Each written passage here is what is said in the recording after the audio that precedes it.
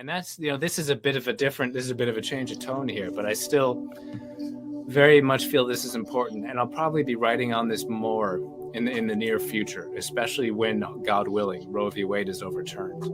And I'm speaking especially to Americans here, but this is the same kind of thing is happening across the world here, where the faithful are being reacted against with greater and greater violence.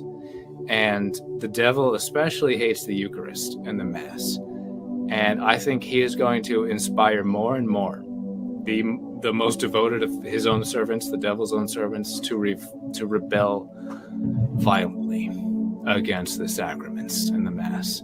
And the call I would really issue is for men especially, and look, everyone should be ready, but especially men for obvious reasons. You need to be ready to defend the innocent and to defend the dignity of the sacraments.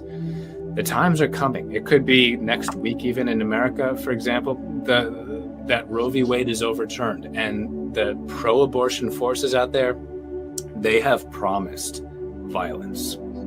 If you look up this group called Jane's Revenge, they've promised to desecrate the Eucharist, the Mass, to attack us in church even.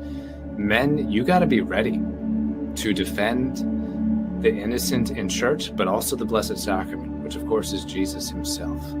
Think about how many martyrs have died for the Blessed Sacrament, and that is worth dying for.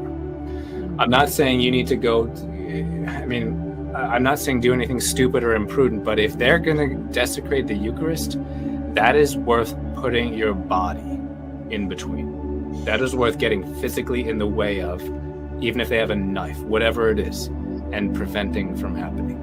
So what I'm begging with this group, the Vigilance I'm working on starting, is I'm begging men to get ready physically and spiritually. Yeah, that's all right. I'm asking, and look, not everyone's physically up to the things I recommend there, and that's fine. But if you can, if you're an able-bodied man, and everyone, yes, but especially speaking to the men here, be ready. The times may well be at hand where you will have to be ready to physically protect the innocent and the Blessed Sacrament. So get your body, but above all, your soul ready for that. How do you get your soul ready for that? By being ready for death. By being ready to die whenever God calls you to do that. And it's, I'm glad for another reason, I'm glad you brought that up, because when I talk a lot about the era, but don't for a moment waste a moment of your time wondering and fretting, oh, will I live to see the era from earth? You'll enjoy the era of peace way more from heaven than you will from earth. Heaven is way beyond the era. So don't even think about that.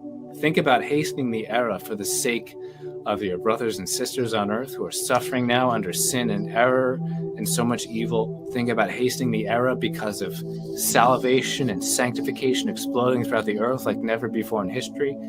Don't fret about whether or not you'll see it from this side of the grave. You'll see it. I promise you that much.